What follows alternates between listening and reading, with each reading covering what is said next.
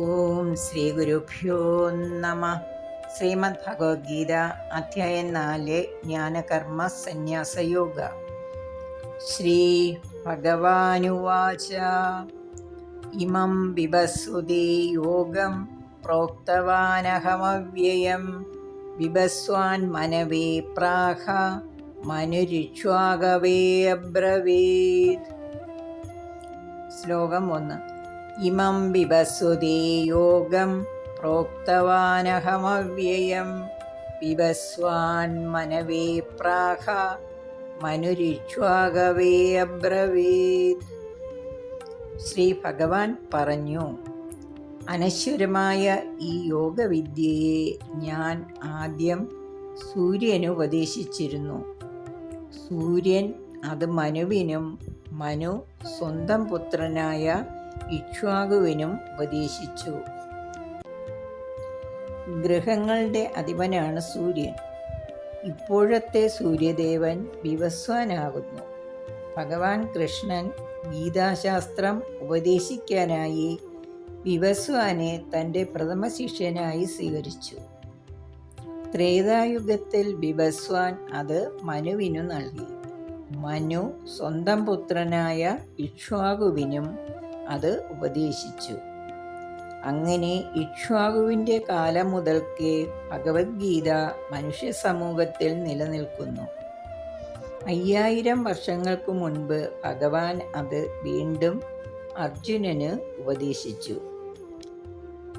ശ്ലോകം 2. ഏവം പരമ്പരാ പ്രാപ്തം ഇമം രാജർഷയോ വിദുഃ സകാലേനേഹ മഗധ യോഗോ നഷ്ടപരന്തവ. ഏവം പരമ്പരാ പ്രാപ്തം ഇമം രാജർഷയോ വിദുഃ സകാലേനേഹ മഗധ യോഗോ നഷ്ടപരന്തവ.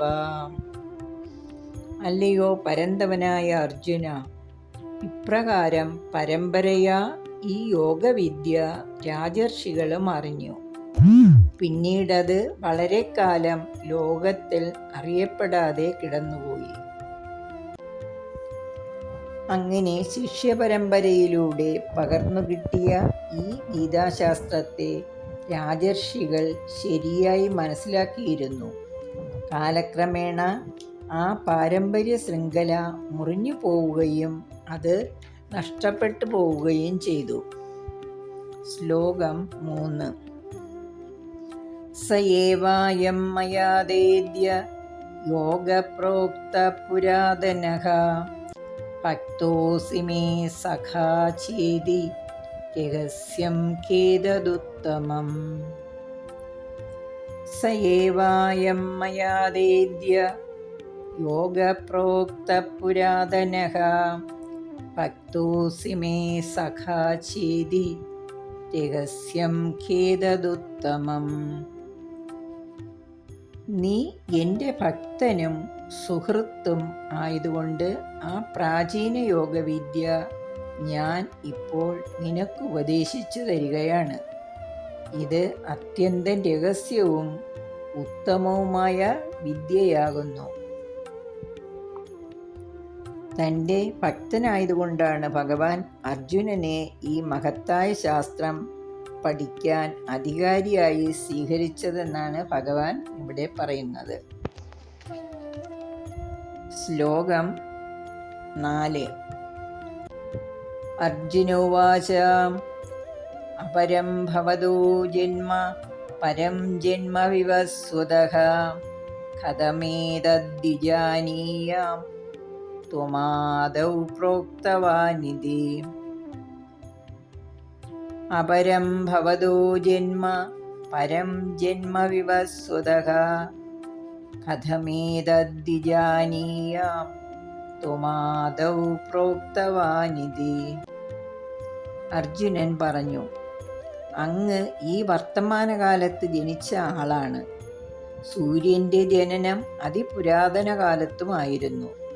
അപ്പോൾ അങ്ങ് ഇത് നേരത്തെ സൂര്യന് ഉപദേശിച്ചിരുന്നു എന്നത് ഞാൻ എങ്ങനെ മനസ്സിലാക്കും? അർജുനനെ പോലെയുള്ള ഒരു ഭക്തന് കൃഷ്ണൻ്റെ അതീന്ദ്രിയ ഭാവത്തെപ്പറ്റി തെറ്റിദ്ധാരണ ഉണ്ടാവാൻ സാധ്യതയില്ല. എന്നാൽ കൃഷ്ണനെ വെറുമൊരു മനുഷ്യനായി കരുതുന്ന നിരീശ്വരന്മാരുടെ നിലപാടിനെ എതിർക്കാനുള്ള ഒരു ഉപായമായിട്ടാണ് അർജുനൻ ഭഗവാനോട് ഇപ്രകാരം ചോദിക്കുന്നത്. ഹരി ഓം.